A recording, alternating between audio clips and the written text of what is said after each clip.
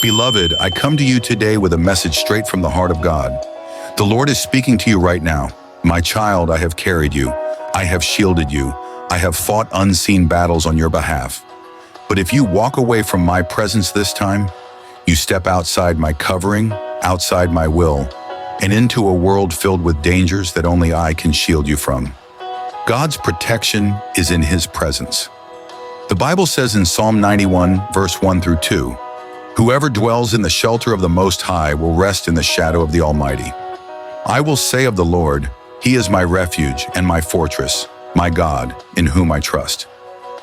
Do you hear what the Spirit is saying? Whoever dwells, not whoever visits, not whoever occasionally comes near, but whoever remains, abides, and seeks refuge in the Lord, shall be protected under His mighty wings. Many people want God's protection, but don't want His presence. They want His blessings but refuse to walk in obedience. They call upon Him in times of trouble but abandon Him in times of peace. This cannot be. You cannot expect the protection of a shepherd when you have chosen to wander away from the flock. When you walk away, you step into the enemy's territory. The Bible warns us in 1 Peter 5:8, "Be alert and of sober mind. Your enemy, the devil, prowls around like a roaring lion, looking for someone to devour." The enemy is always waiting, watching, seeking an open door to strike. And do you know what opens the door? Walking away from God. When you drift from prayer, when you neglect the word, when you compromise your faith, these are cracks in your spiritual armor that give the enemy access. Consider the story of the prodigal son. Luke 15:11-32.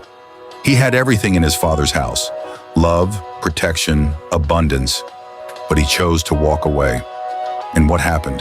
He lost everything, suffered, and nearly perished in hunger. But here's the good news. When he realized his mistake and returned, the Father welcomed him with open arms. God is calling you today.